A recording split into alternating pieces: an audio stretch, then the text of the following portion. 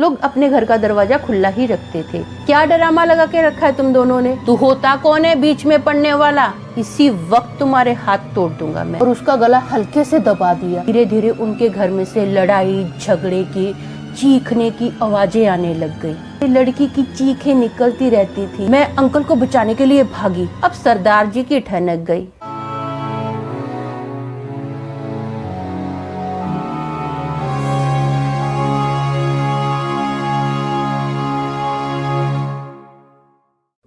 आज का किस्सा कोई मामूली किस्सा नहीं है। ये आपके दिमाग को ऐसा चक्कर दिलाएगा कि दूध का दूध और पानी का पानी हो जाएगा। एक सस्ता आईना आत्मा के दाग तो दिखा सकता है, लेकिन उनको धो नहीं सकता। खैर, दाग कैसे धोने हैं वो हम किसी और वीडियो में बताएंगे। आज के लिए आज का ही कम काफी है। हेलो दोस्तों, मेरा नाम अमन है। मैं आप सभी का मेरे YouTube चैनल 50-50 ब्लॉग्स में स्वागत करती हूँ।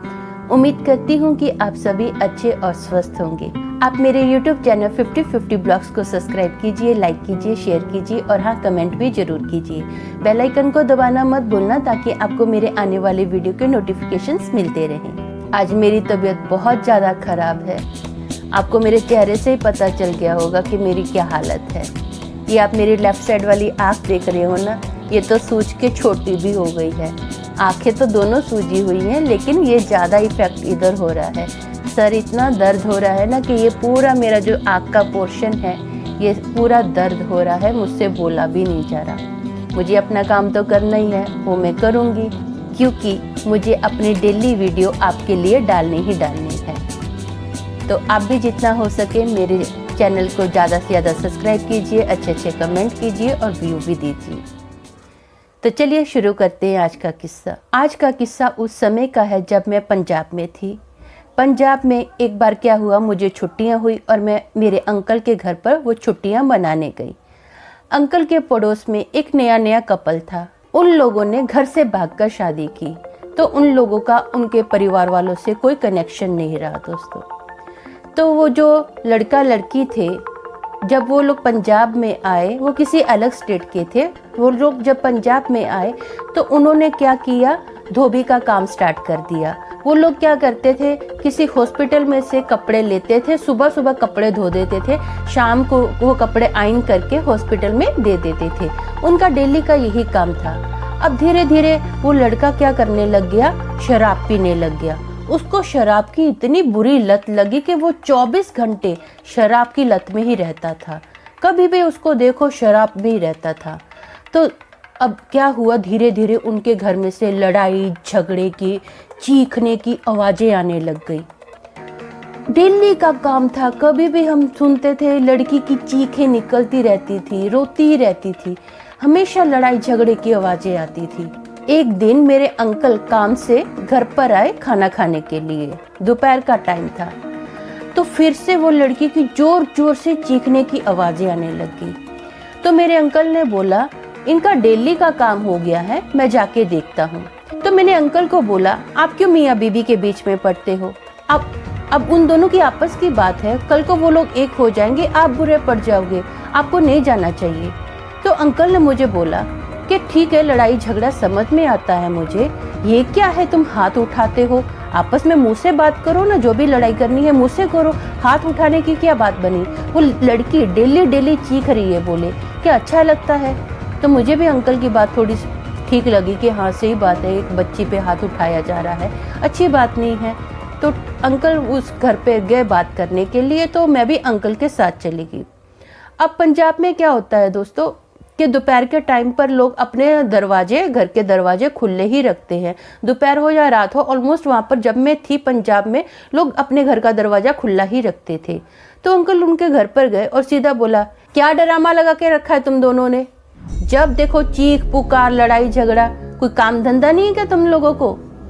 तो जो बंदा पी कर बैठा था, अपनी वाइफ को मार रहा था, तो वो अंकल के पास गुस्से से आया फट से, और अंकल का ऐसे गला पकड़ लिया और बोलता है, तू होता कौन है बीच में पड़ने वाला?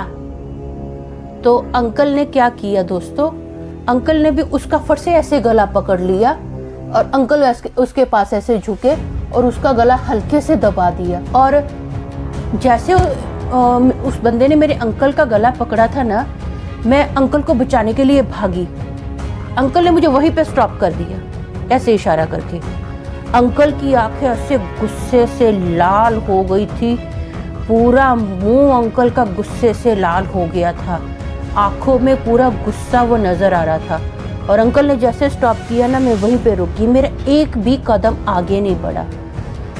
और अंकल ने बोला, जब उस बंदे ने बोला ना कि तुम होते कौन हो हमारे बीच में पड़ने वाले, तो अंकल ने बोला, बहन लगती है ये मेरी, हाथ नहीं लगाना नेक्स्ट टाइम, इसी वक्त तुम्हारे हाथ तोड़ दूंगा मैं अगर उसको हाथ लगाया तो। और जो बंदा था ना, जो पी के बैठा था, अब सरदार जी की ठनक गई तो बंदे की 1 सेकंड में उतर गई।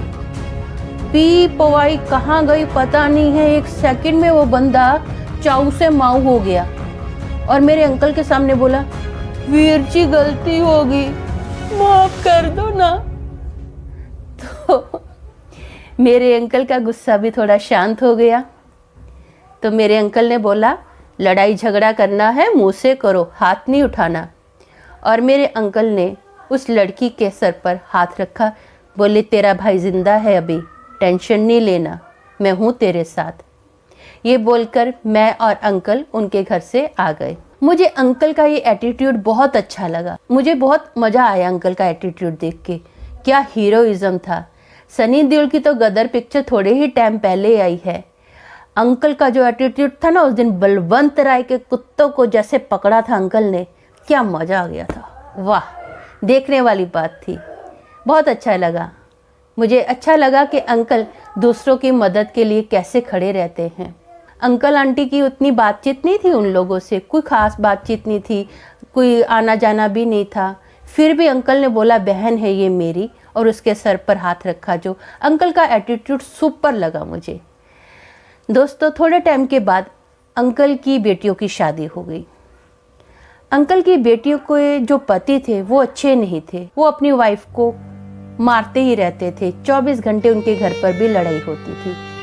अंकल की बेटियां अंकल को आके बताती थी, सब बात बताती थी, दिखाती भी थी कि कैसे देखो उन्होंने मुझे मारा है, निशान भी दिखाती थी कि कैसे कैसे उनके बदन पर निशान पड़े हुए हैं। तो भी अंकल ने अपनी बेटियों के लिए कोई कदम नहीं उठाया।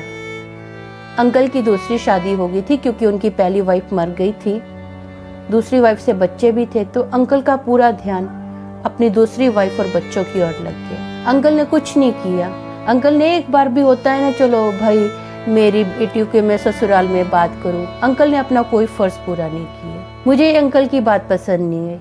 अच्छा है आप दूसरों की बेटियों के लिए खड़े, आपने अपनी वाह वाह करवाने के लिए वहाँ पर आप अपना पूरा 100% दे दिया। जब बेटियों की बात आई तो आप पीछे हट गए। कहाँ गया वो पिता का फर्ज।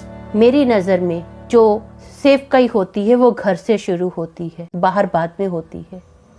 तो आप अपने घर को ही नहीं संभाल पा रहे हो और बाहर अपनी वाहवाही करवाने के लिए, आगे सबको महान बताने के लिए आप जा रहे हो, लड़ाई झगड़े हटा रहे हो। ये क्या है। भले आपकी दूसरी शादी होगी, बच्चियां तो वो आपकी ही है ना, और आप ही के पास आ रही हैं। कहाँ गया आपका फर्ज। आप बाप हो उनके।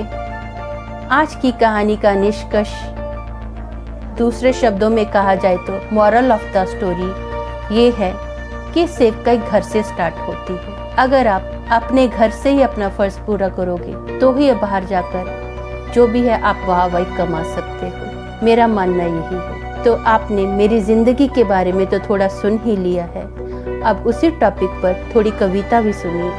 ये 50-50 ब्लॉक का स्टाइल है, थोड़ी जिंदगी थोड़ी कविता।